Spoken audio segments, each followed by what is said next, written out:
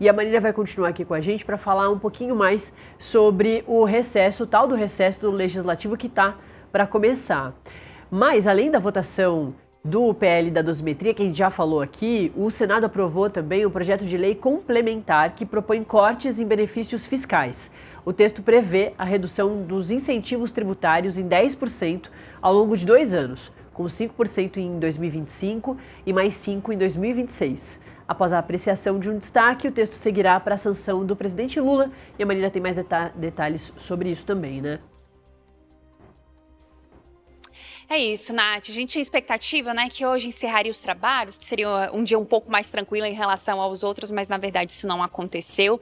Hoje existe a expectativa de análise, né, do projeto da Lei Orçamentária Anual de 2026. Ele que deve passar primeiro pela Comissão Mista de Orçamento, a CMO, e depois deve ser levado ao plenário do Congresso Nacional, sessão que está marcada para hoje. Mas eu conversei mais cedo com o presidente da CMO, o senador Efraim Filho, e ele me falou o seguinte, que não tem expectativa para a votação da CMO, da LOA nesta quinta-feira, que ela deve ficar para amanhã. Por quê, Nath? Porque ele disse que o relator desse texto, que é Isnaldo Bulhões, ele pediu para fazer alguns ajustes dentro desse projeto e por isso o prazo vai precisar se estender. Ele falou que são detalhes técnicos desse projeto, diante dos projetos que foram aprovados na Câmara e no Senado Federal, especialmente referente aos cortes de gastos tributários e as novas receitas com aumento de alíquotas de bens e de bets e fintechs. A gente está falando, Nath, então esse projeto foi aprovado ontem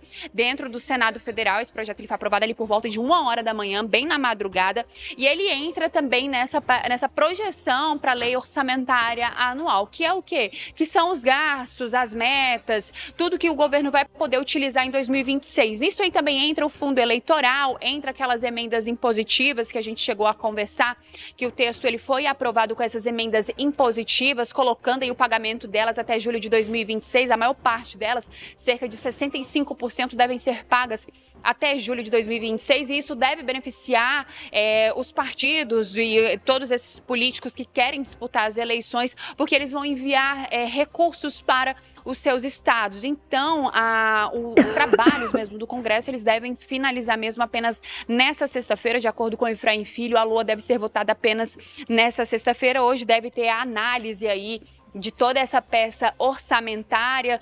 Isnaldo Bulhões vai tentar encaixar tudo que foi aprovado pela Câmara e pelo Senado nesses últimos dias dentro desse projeto para que ele possa ser analisado pela Comissão Mista de Orçamento e em seguida ser levado para o plenário do Senado Federal. Diferente do que aconteceu no ano passado, né, Nath? A gente vai bem lembrar que a LDO ela acabou sendo votada no final do ano e a Lei Orçamentária Anual ela foi votada apenas em março e ela acabou sendo sancionada pelo presidente Lula apenas em abril. Então houve ali uma demora para poder fazer toda a finalização desse processo envolvendo o orçamento do governo, envolvendo esse orçamento para 2025. Diferente deste ano, que nós não tivemos eleições, então não houve tanta pressa ali por parte dos parlamentares para poderem aprovar a LOA de 2025. Já diferente de 2026, a gente tem pleito no mês de outubro, então eles querem agilizar. Quanto mais rápido eles fizerem esse processo,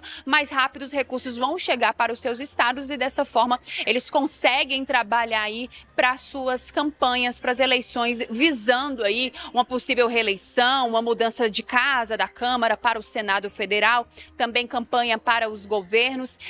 Então nessa semana a gente deve ter toda a finalização desse projeto da Lei Orçamentária Anual e também a gente já finaliza os trabalhos do Congresso Nacional e aí a gente vai ver parlamentar aqui por Brasília.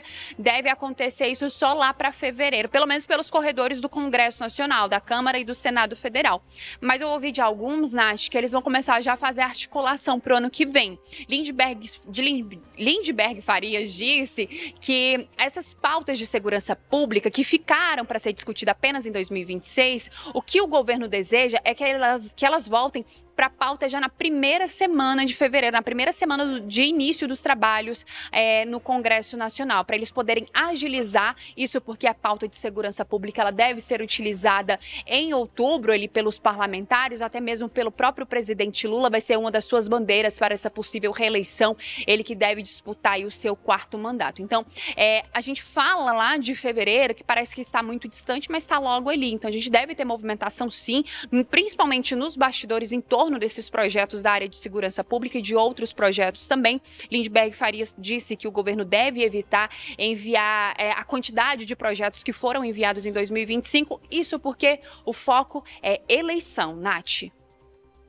Marília Ribeiro, dando aí o cenário completo desse finzinho de ano e também, por que não, o comecinho do próximo ano, que vai ser bastante movimentado. Tem pouco tempo para os parlamentares conseguirem discutir essas pautas importantes para todos eles, principalmente pensando nas eleições de 2026. Valeu, hein, Marília? Marília que volta ao vivo no Contexto Metrópolis com a Neila Guimarães ao meio-dia.